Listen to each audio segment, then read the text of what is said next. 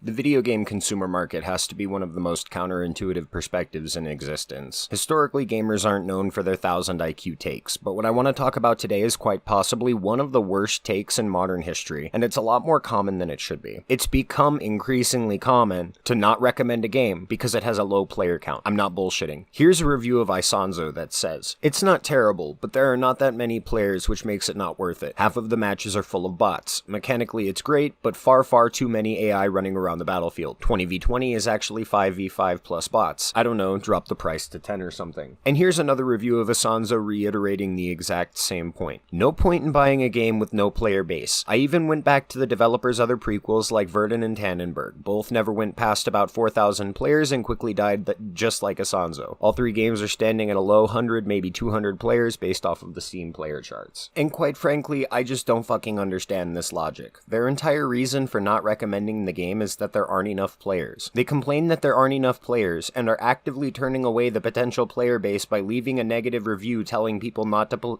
play because there are no players. Do these people just not understand how ass backward this is? I said it in my last video and I'll say it again here. Be a part of the tinder that keeps the fire lit. If people aren't playing your favorite multiplayer games, then tell more people about them and convince others to play them with you. Fucking buy them a copy if you have to. What you shouldn't do is go onto that game's store page and leave a negative review because not many people are playing. Dumb shit like that is why nobody's playing. It can't just be me, right? Aren't we tired of watching games die just to sink hundreds of dollars into the next Call of Duty or big free-to-play title? Aren't we tired of popularizing half-baked AAA titles with more bugs than brains? There are 10,000 people playing Battlefield 2042 through Steam right now, and every single one of those players is probably getting pissed off at some bug or some missing feature or the severe lack of hacker moderation from EA. That game has 140,000 negative reviews and is still somehow more alive than every other massive battle shooter with the exception of Enlisted. Speaking of that, Enlisted is a pretty good game in some aspects, but it's still a free-to-play title with more pay-to-win than bribing politicians. If Enlisted players instead spent the flat price on a game like Hell Let Loose, then they ultimately would have saved a ton of money, and in the process, they'd be helping to keep a good game thriving, and they'd be getting exactly what they wanted. This isn't something that just happens, either. All of the marketing in the world won't help you build a player base if the players themselves are telling people not to play because there are no players. You need to actively encourage people to play these games. You need to tell your friends, make content, post clips, do some streaming, or just literally fucking anything that helps build a bigger and better community. Every community starts somewhere. The first Brony had to post the first Twilight Sparkle for that image to gain traction. The Wright brothers were mocked for their first attempts at flying machines. The first forum post meme literally changed the world. In the end, you need to be the chauffeur driving the car. People are going to tell you that it's pointless to keep a dying game alive, but people discourage each other constantly and it doesn't fucking mean anything. As long as you are still putting in the effort to bring in new players